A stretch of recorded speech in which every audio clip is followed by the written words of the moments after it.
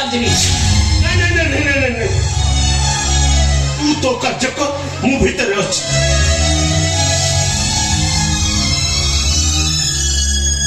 अरे बाप रे बाप मत लगुच ठीक आसी मुझे गोटे बहुत बड़ पाप कर देइछि आज्ञा मु ताहले भी आसुछि अरे सजो कोड़े तुम बाबू प्रश्न उत्तर दे मते विवाह करे आसो पर सजो केमती हां जे किंतु एठी तो मते देखि समस्त घृणा रे नाक टेकी चली जाउचंती एले मु तो तुम घृणा कोनी ना ना तमे बहुत भला जदि तुम मन किसी विकार नहीं तब तुम पचारि पा मु मात्र तीनोटी प्रश्न पचारिबी आ सेही तीनोटी प्रश्नर उत्तर जदि तुम सठिक भाव रे दे दबो ताले तुम सहित मो विवाह निश्चय हो आ उत्तर देई न पारले मते मारधर करिवे कि आज्ञा नहीं सेमिति आसना जमा भी मन रे आनंदी तबे ठीक अछि कोन पचारिबा कथा पचार मोर प्रथम प्रश्न विवाह करा जाए काहेकि संसार करिबा पई अच्छा संसार कोन संपर्कर बंधन पापा माँ भाई भौणी अन्य मान को नहीं जो स्नेह ममतार घर तैयारी हुए ताकू ही कहा जाए संसार स्नेह ममता नथिले कोन संसार करि हुएनी बासना नथिले कोन फूल फुटिबनी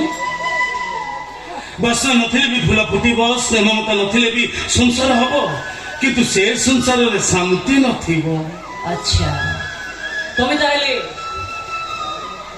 मते विवाह करी मो सहित संसार करने पे इच्छा प्रकाश करिछ काई कोन सुंदरी ना आदौ नहीं सुंदरता कोन शरीर रे सबुदिन पई हुए ताले धन संपत्ति पाई मते विवाह करी सारा जीवन ऐसा रे जीवन काट देबो पे मोर इच्छा धन जौवन जीवन ए सब क्षणस्थायी बोली आमका मंदिर बेढारे जने पंडित प्रवचन दे कहथिले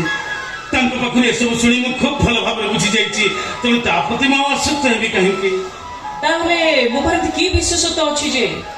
तुम अन्य काम विवाह न करी मते विवाह करी मो सहित संसार करे पे इच्छा प्रकाश करिछ ना सेमति किछि भी इच्छा करनी केवल आसीछि प्रश्नर उत्तर देबा पई जदि सफल हुए तबे विवाह हेई पारे किंतु बाहागर को नहीं मु एतिकी जानिछि बाहागर रे दीटा आत्मा मिसी जाई गोटिया आत्मा हेई जाए उभय परस्पर को भल पाइबे दुहे मिलिमिशि अन्य मन को भल पाइबे काम करिबे तापर तो संसार आपे आपे स्वर्ग हेई जीवो शांतिर धाम पलटि जीवो अरे वाह चमत्कार कथा तुम कहलो एबे मोर द्वितीय प्रश्न मनुष्य जीवन लक्ष्य कोन जोठु आसीछि पुणी सेठी को फेरि जीवा कोठु आसीछ भगवान को पाखरु माने कारण भगवान तांको काम करिबा पई सी मनुष्य के संसार को पठेइचंती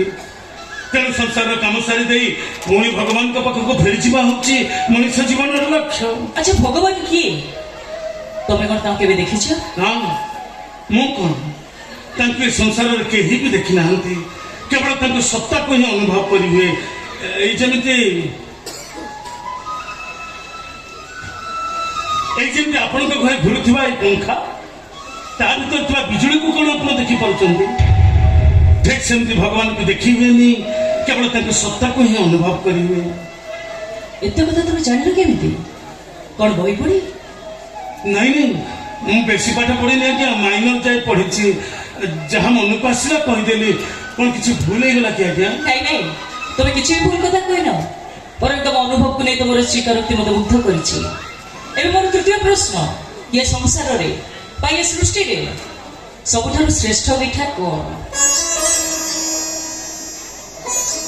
ए सृष्टि रो सबुठारु श्रेष्ठ मिठा ए सृष्टि रो सबुठारु श्रेष्ठ मिठा कोन